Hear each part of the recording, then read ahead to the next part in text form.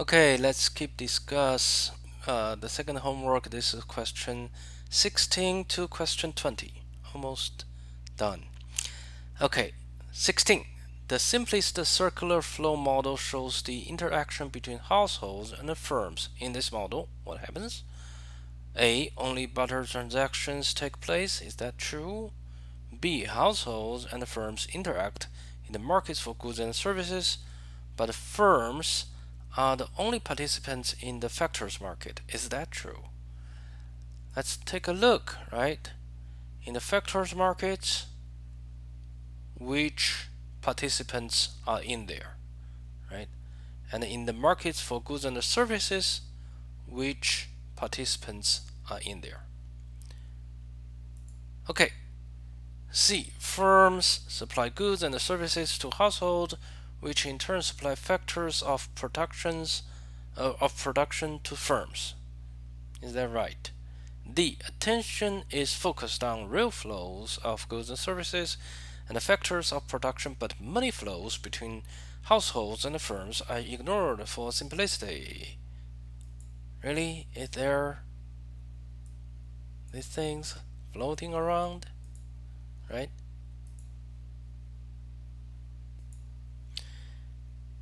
Alright, so take a look at the circular flow diagram and make your conclusion.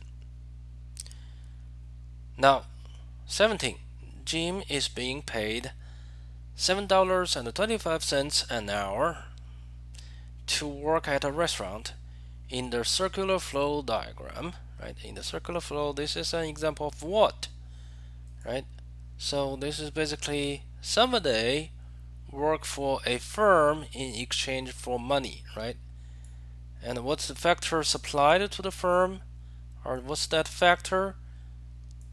Work, labor, right? And then exchange for money.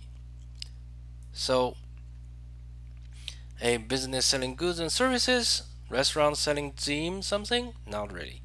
Household buying goods and services, if Jim go to eat at a restaurant, that is a household buying goods and services. C. Household buying goods and services in the factor markets. The wrong place to buy goods and services. Okay, the product market is where you buy goods and services. D. Household selling a resource in the factor market. Is that right? For question 17. Okay, let's look at question 18. Which statement is positive? What is a positive statement?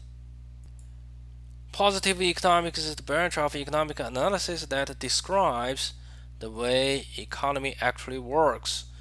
It's about facts. They are factual statement, either stating a fact or dispute a fact. Okay, so A, the rate of unemployment is 4%. Right? You doing some get some data, calculate the unemployment rate, and you find a fact. You report the fact. Right? That's statement about a fact. B. A high rate of economic growth is the most important economic goal for the country. Okay, this one is that a fact? Okay, is that a fact or an opinion? Especially whether it's a value judgment, right?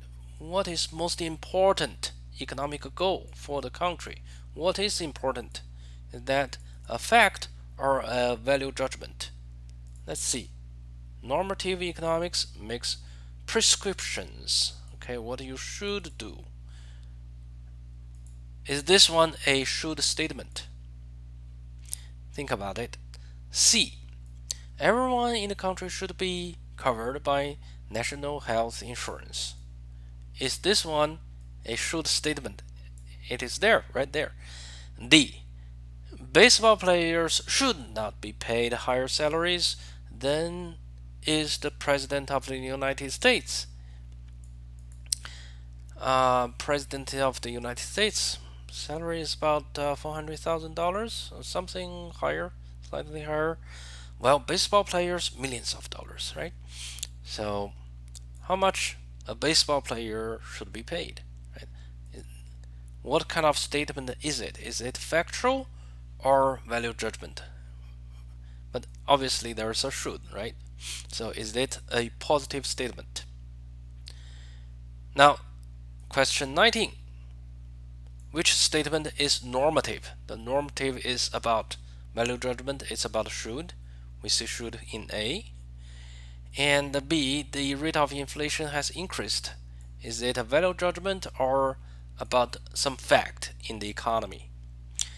Government is subject to the same rules as all other institutions. Choice C. Is that a fact or a value judgment? Right. Does it contain should? D. The money supply grew by 3% last year. This one is similar to what the unemployment rate is, right?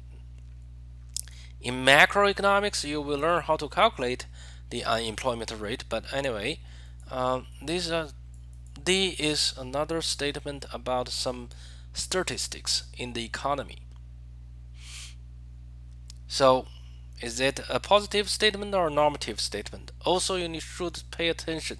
You should pay attention to what the question is asking you to pick out. Is it a positive one or normative one? Okay. Now let's look at question 20. Economists who are asked to choose between two government policies may disagree. Why do economists disagree? Right? A. They make the same value judgments about the desirability of the policies. If they disagree, how can they make the same value judgment? B. They base their conclusions on models that make different assumptions. Now we should look at our lecture notes to see what is discussed here. Okay, let's go back. C. As a matter of course, economists often take opposing points of view so that all sides of a question may be discussed. Now this is basically argue for the sake of arguments.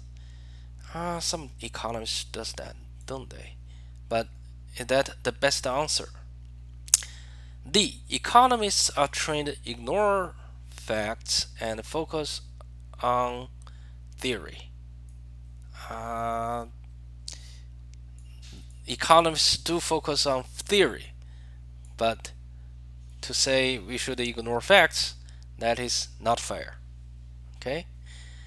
Alright, that's for question 16 to question 20 for our second homework.